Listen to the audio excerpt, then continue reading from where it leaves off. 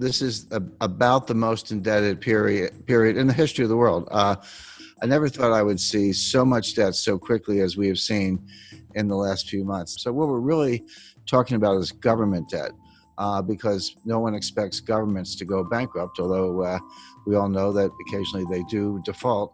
We've seen many cases of that, but certainly not the United States or the UK or Spain or France. No one expects any of those countries to default anytime soon. But the way I think about debt is I use the debt to GDP ratio, because debt is not automatically a problem. It may be a problem or it may not be a problem. It all depends on how much income or output you have to service the debt. So just to give a simple example, let's say you have a credit card and you have a $50,000 balance on your credit card. You owe the bank $50,000. Is that a problem? Well, if you make $20,000, it's a big problem. You're probably going to go bankrupt. But if you make $200,000, you could probably, write a check and pay it off. So the answer as to whether the debt is a problem or not can only be thought about in relation to your income. And so I use the debt to GDP ratio. I say, how much debt does a country have? How much debt is outstanding? And how big is their GDP? And when you use that ratio, if you're at, say, 30% or even 40%, that's a comfortable ratio. Yes, you have some debt, but you also have, say, a strong economy and your ability to service the debt by collecting taxes or other sources of revenue is very reasonable, and that debt level is sustainable. But when you get up to 60% happens to be the level under the Maastricht Treaty, where the members of the European Union are not supposed to have debt in excess of 60% of their GDP. Now, many of them do. I'm not saying this is a hard and fast rule, but that's where Angela Merkel gets a little bit upset when you're above 60%. And Spain and France and some other, Italy certainly are above that threshold. But there's another threshold that's important, which is 90%. And 90% comes out of the research of Ken Rogoff and Carmen Reinhart. And what they've shown in developing markets, developed markets throughout the 20th century, recently, in the distant past, no matter where they look, once a country gets above 90% debt to GDP, a couple things happen. Number one, debt is no longer productive. The idea of borrowing is I'll borrow $1. I'm going to do something with that money. Huh? Yeah, I'll borrow the $1, I'll spend the $1, but I'll get $1.20 of GDP because, I'll spend it on something, but then the recipient, he'll spend it, and then someone else will spend it. And by what's called velocity, or the turnover of money, you'll actually get more than you borrow. That's Keynesian economics, very simplified version of it.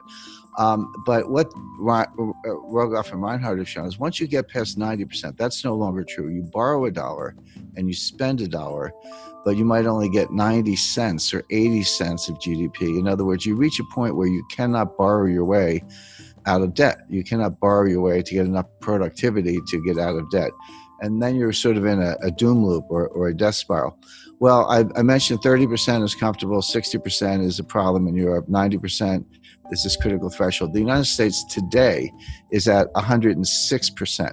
But we are very rapidly moving to 120%. When you take the additional $5 trillion of new deficit spending that the Congress has approved and put that on top, and bear in mind, the GDP has gone down, right? So your denominator is shrinking, your numerator is going up, which means the fraction is going up, and now the debt is well in excess of 100%. It's actually coming into 120%. So all of a sudden, the United States starts to look like Italy, or for that matter, Lebanon or Japan, which is the highest of all.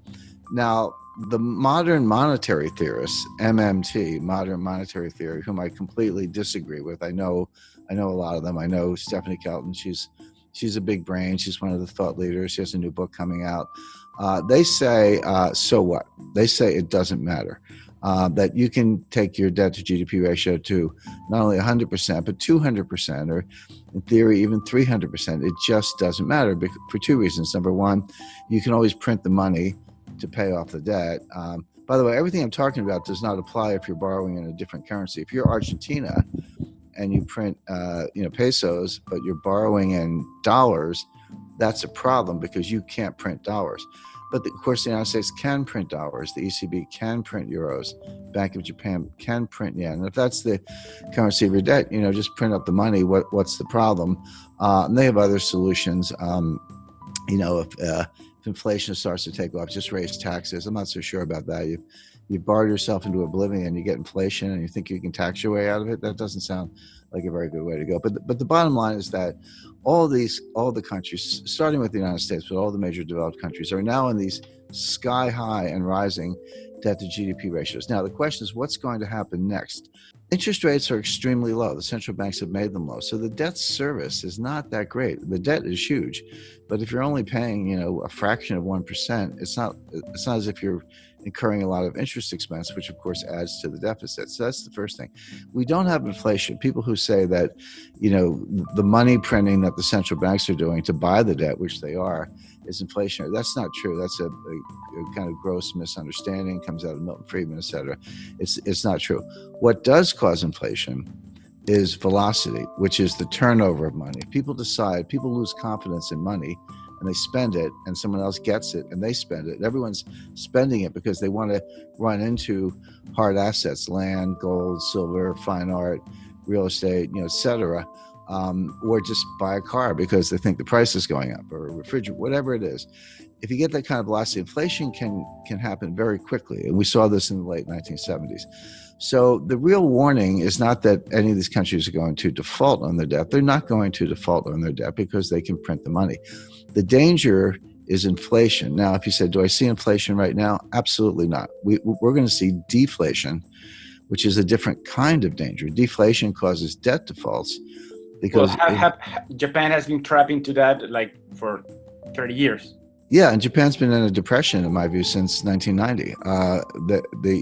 My view, the U.S. has been in a depression since 2007. We're in our second lost decade. Japan's entering their fourth lost decade. But it's as if all the countries in the world are getting more and more like Japan. I had a meeting with Sakakibara-san. He was very famous in the 1980s. He was known as Mr. Yen. He was an assistant finance minister in Japan, but he was called Mr. Yen. But very smart guy, very nice guy.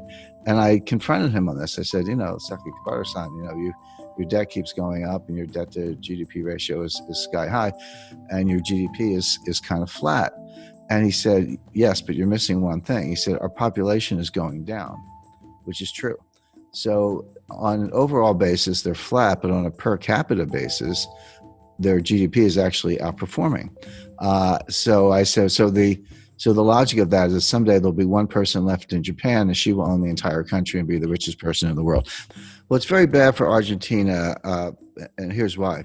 If you, or Chile for that matter, if you borrow in dollars and then we have deflation, what does that mean? It means the value of cash is going up, but it also means the value of the debt is going up. So even if you have very low interest rates, which we do, when you borrow in dollars and the dollar is worth more, that's what deflation is. Your dollar is worth more. That means your debt is also worth more, meaning you owe more debt in real terms. The nominal debt's the same. So if you borrow 100 million, you owe 100 million. That doesn't change. But if you have deflation, so that the 100 million is actually more valuable. See, this hasn't happened since the 1930s. People don't understand. No one alive has really lived through a strong deflationary period. A lot of us have experience with inflation. We had it in the United States in the late 70s, and you're right, Argentina's had it on multiple occasions, and we can name other countries. People have a sense of what to do in inflation, but no one alive has experienced serious deflation since the 1930s. And if you did, you're 95 years old today. So people don't really understand it. But one of the things it does, it makes the real value of debt go up. So in real terms, you owe more money. So if you were in trouble to begin with and you borrowed money to get out of trouble, but the value of the debt goes up, now you owe more money. Now where do you stand? It may not show up in interest payments, but every dollar becomes more and more difficult to get. The dollar's worth more. So what it means is that you see a strong dollar. Now, your local currency could be weaker against the dollar. That's true. That could help exports. It could help tourism. So, there's no tourism right now. There's Yeah, not going to be more tourism. well, you make a good point. There is no tourism today. I'm on a mountain, and you're in a home or studio or someplace. So right, there's no tourism going on today. But assuming it comes back next year, if you have a really strong dollar, in theory, an American could, or European for that matter, could look at Argentina. I've been to Argentina many times. It's one of the most beautiful countries in the world, and nice people, great restaurants. So, but it could look kind of like a bargain to somebody with a very strong currency. Sure. But that's not really Argentina's problem. Argentina needs more high-tech industry, more high-value-added industry. It needs to break out of what's called the middle income trap, where you get to a certain point, but you can't get past that point because you can't just do it with assembly style manufacturing jobs. You need high value added jobs. You need technology is what you need. And all the developed economies are facing the same issue. That applies to all of Latin America, Chile, Mexico, Colombia. Correct, but it applies to most of Asia as well. This is China's problem. China's not going to continue the kind of growth we've seen over the last 20 years because they've used up that. When I studied development economics in the 1970s in graduate school, and we used to think that the hard part of development economics was getting from low income to middle income. And then we say if you get to middle income, it's a straight path to high income. Turns out that's not true. Getting from low income to middle income is actually pretty straightforward. You have to get rid of corruption and you need to ease up on regulation. But you can, if you have foreign direct investment and people come from the country to the cities and you do, kind of simple manufacturing, et cetera, you can get a really good export machine going and earn hard currency reserves. So that part's easy. The hard part is getting from middle income to high income, because it turns out you can't just do more of the same. You actually need more high value added. You need technology today, and that's what I would advise every country to be working on, including Argentina, where the Argentina has a very very highly educated workforce. I mean, Argentina would be a good case to why don't we make iPhones in Argentina instead of China, and we're going to bust up. The United States is going to bust up the supply chain to China. We're going to shut over time. Won't happen overnight, but we're going to pull those factories out or shut them down and move them elsewhere. So the question is, if I were advising any developing economy, I would say, how can I become a supplier to the United States? If they're going to get rid of China, which we are for a lot of reasons, I'd want to be in the list. And we're actually looking at Jordan as a country that could make cell phones. India is a big case because they have cheap labor. Argentina, I think, is a better candidate because they have a more highly educated workforce.